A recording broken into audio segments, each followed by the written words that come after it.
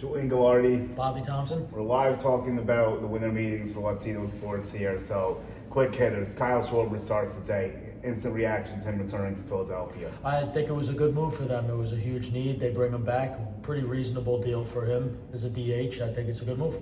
Yeah, I had him at 4 for 130. I undershot the 5 for 150 a little bit. I'm not surprised. I figured 30 a year. That's why I did 4 for like 30 plus a year, but he gets 5. So my thought process wasn't too far off. It was a perfect fit. It was always meant to be. I didn't really think many other teams would really get him. A lot of teams tried, but a lot of teams wouldn't expect to, like Reds, Pirates, Orioles, but no, none of it. And he also isn't playing for Team USA again, which should get some people excited. So, what a day for Kyle Schwarber. Yeah, very big day. It's a Kyle Schwarber day for sure. Yeah, and he kind of got things going because right after him, the bigger news for home in New York and everything, for Met fans, Edwin Diaz is a big loss. Especially where he goes. It's not the Braves, it's not the Phillies, but it's the second worst outcome of either of those spots. The Los Angeles Dodgers actually may be the worst, honestly, if you think about the long game here. If the Mets have to see him in October, that's not going to be fun for them. No, and we spoke about this earlier. The Dodgers, they do whatever they need to do to win. This is a great contract for them. Absolutely. It fills a huge need. Massive one. In a position, kind of a weakness on that team. Yeah. The team doesn't have a lot of weaknesses. This fills that. They are so complete right now. The Dodgers, this just makes them scary. Now it's pick your poison who you got to deal with, so we'll see what happens. I couldn't agree more. I mean, if you had one issue with the Dodgers, it was their lack of bullpen productivity in the high spots maybe, but they clean it up. And like we said before, Sasaki go back in rotation. He sets up Diaz as the bridge now. Like, that's going to be deadly. The Dodgers don't have many weaknesses, probably slimming around from their outfielder, but what do you think the loss does to the Mets? Even just the fact, take away the Dodgers part for a second, like how the Mets replace him with Devin Williams and whatever else they might do.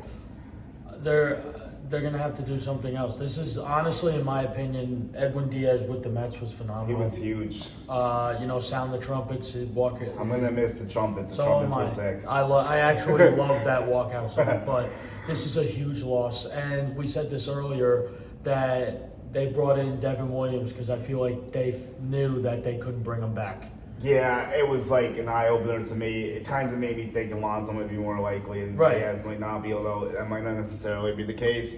Now, fun history facts here. My first Latino MVP award I gave out was to Diaz in Citi Field. This was in 2023.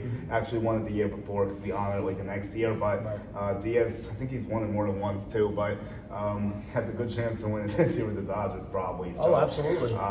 He might be going against Robert Suarez, who's the guy, Venezuelan pitcher, and he might be on the Mets radar now. Yeah. The Blue Jays also were in on Diaz, so they go for Robert Suarez. I they brought it up on the last feed actually. So the Blue Jays are also in the market for a high leverage relief arm. I think they could. With that, they could be aggressive for for his services for sure. It could be like Blue Jays, Mets, a few others in the mix there. Yeah. Dodgers probably not in on him anymore, I wouldn't think. No, obviously. Can't count him out. Yeah, because you just can't. But let's talk Kyle Tucker. We did get some news before the Orioles have checked in. Yeah. That's a little noteworthy to me. Bo Bichette with the Red Sox is gaining a little steam maybe, and then that's another guy who's won the award, Brazilian. So let's talk about those two, Toronto, and let's have some fun here. Take Toronto away from them. Where do they end up? Let's say they don't go to Toronto, just to change things. So Kyle Tucker and Bo Bichette? Yeah. Okay. Give them new teams. Okay. So Bo Bichette, I'm gonna go with. You know what? We always may laugh with Boston that they don't really get aggressive. Well, they're gonna get aggressive now. I could see Boston. I agree. Kyle Tucker. We said it before, man.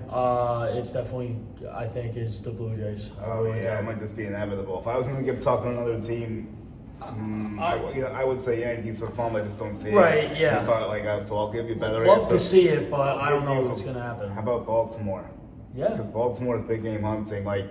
I don't know if they're going to put that money in front of them, but if they're speaking to them, it means they're thinking about it. Yeah. And they do have a new ownership group that could spend more. You haven't seen that quite play out yet, but they do have more flexibility than they've had in the past. So do they use that to try to finally go get that big star established hitter instead of all the young guys they have, trying to pull them all together? But they still have good talent, don't get me wrong, but Kyle Tucker's the Baltimore Orioles, he's the best player on the team. Yeah.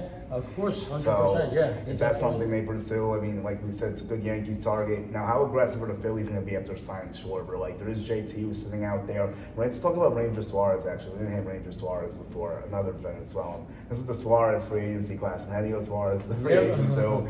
So let's close with those two, because I like both guys. For Ranger, I see a couple fits. Okay. I like the Tigers fit. I feel like they're still sniffing around for the stuff as we're talking to AJ Hinch, like they're still trying to align some pitching things. Obviously, if they trade Tariq, which would be massive, they would have to sign Ranger or King at a minimum to replace him, you would think. Yeah. I don't think they'll go that route, but you can't rule anything out, like you said. Yeah. Imagine the Dodgers trade for Scooble, might as well just cancel next season. That's what I would say to that. If that took place, I would have to cancel. I would be like, I'm obviously going to watch and pay attention, but like that could turn away casual fans because like the Dodgers like an automatic World Series lock if Scooble gets traded to them. They're already very close to that already, as currently constructed. But like you put Tariq, Glasnow, Snell, Yamamoto, and I'm missing one. Who else? I can't even remember. There's so many good guys. Yeah.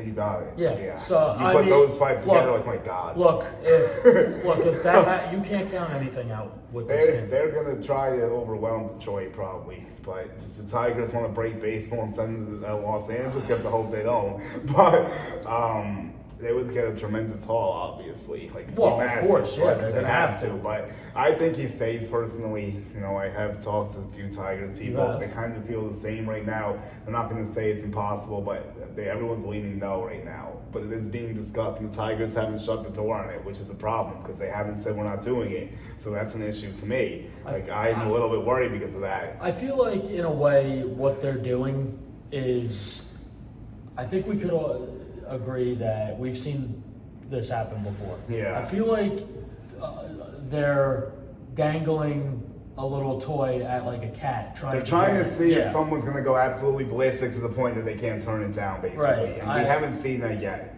But could someone do it? Could LA do it? Unfortunately, yes.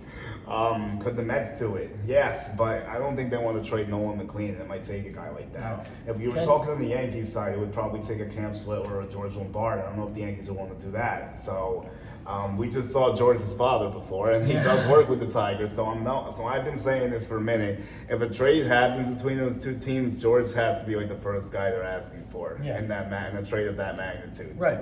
I mean, to me, I think that Screwball stays for now. I think he's going to stay too. I'll still say that. Am I getting a little nervous and uneasy about it? Yeah, to be honest with you. Especially if LA is the ones that ends up doing it. But I'll still say no for now. I will agree that I think that the fact that they're not shutting down trade rumors is a little concerning to me. That's eye-opening. Because usually with a player of his magnitude, what would happen is they would shut that down completely. Yeah, we've heard it like before, and people are like, no shot. Now, publicly they would shut it down, but behind closed doors, they would work it out. There's always going to open the phone line. Now the fact is that they're publicly saying that they're open for business. They said they can't rule anything out. Like they're listening to all options. They didn't say we're definitely trading, but they didn't say they aren't. No, so but the fact that they didn't, that's a little like, okay. It's just because he has 1 year left in the deal. He's a Scott Boras client. The Tigers could afford to pay him. The question is, do they actually do it, though? I'm not saying the Tigers aren't broke. Like they're not like they're like a mid-market team, but they're not like the Pirates or the Marlins or like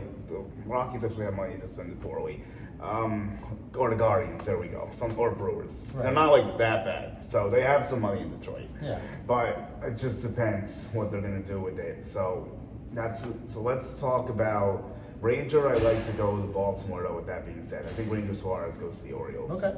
The Tigers kind of make some sense to me too. Those are my top two. I think the Mets have checked in too. I wouldn't be stunned if he goes there. I know they're floating David Peterson out there now, asking for a lot in return. So they float Peterson instead of a guy like Ranger Suarez. So I think it helped them win now a little bit better, maybe. Yeah. Where do you think Ranger could end up? I'm gonna say Mets. Oh, so you think it's Mets? Okay. I do. I'm gonna say Mets.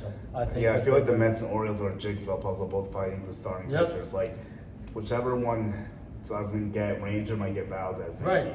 I don't think either team gets both, probably, but I guess you never know. The Mets have too many arms. That's why they're trying to get some people out of the rotation. They don't like the current mix. They want Senga out. That's the worst kept secret right now. He wants to stay, but they want him out. Yeah. I don't know. We'll see if they can execute it. And then when Ranger, he's a very good pitcher. He's very battle tested. He's not going to give you 200 innings, but he's a good quality start guy. He gets a decent amount of K. It's not like anything crazy. He can get a ground ball out when he needs it. He's pitched in the postseason before relatively well, so it's definitely a guy that I think could have success wherever he ends up. Yeah, I agree. 100%. I don't think he's going back to Philly, by the way, just because of like the number of starting pitchers they have. They just opened up the checkbooks for Schwarber. Like, I think they're focusing on offense. Yeah, I agree with you. Maybe some bullpen help because they could use that. I agree, 100%. So let's close out with Henio. This is the guy I really like. I've been hearing that the Mariners might not go back with him. I talked to some Mariners friends of mine. They said that they think Jorge Polanco is more likely to re-sign with them than Henio Suarez.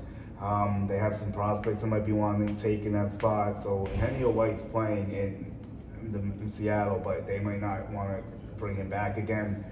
But he had 2 stints with them, so we'll see. I won't rule it out completely. Fits I like for him are some old teams for him actually. Detroit, I love the fit. Some people kind of don't because they have a lot of strikeouts in the lineup, but he does provide some righty pop next to Torkelson and Glaber that they need.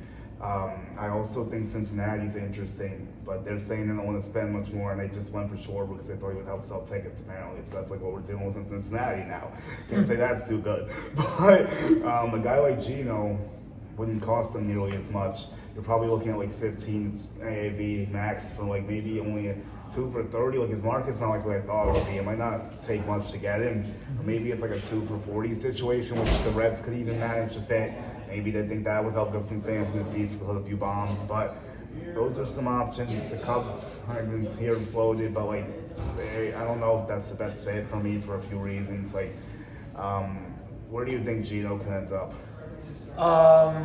That's a very good question. I'm gonna, I hate to do this, I'm gonna piggyback what you said. You like him to go to Detroit? Yeah. I'll put him in the Tigers, yeah. At first I thought Mariners, I think, but like, I'm gonna switch to Detroit. Is he more of a West Coast type? He likes the West Coast? He's been all over, kind of. He was in Cincy. He was with the Diamondbacks. Right. He did decent. Yeah, West, yep. Seattle, yeah. I mean, he's, I don't know. I mean, I think he wants to win the ring after getting that close last year. Right. He had the tail end of his career.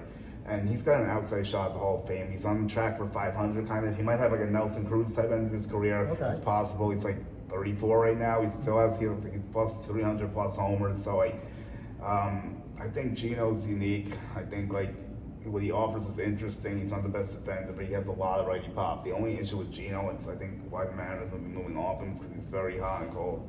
He's very all or nothing. Like when he's hot, he's amazing. When he's off, he can't hit the backside of a bar, and he's whiffing all the time. Yeah. So, like, I don't know. I think Gino's an interesting piece, and I think he can help a playoff team. So, we'll see. Yeah, we'll have to see what happens, huh? Do you have any final thoughts before we conclude the YouTube segment? I just think that, today we finally got some news to talk about. Yeah, we had to talk because like we were etching for the last 2 days. And I just feel like it's a domino effect. I think now that we got this, just more and more is going to happen.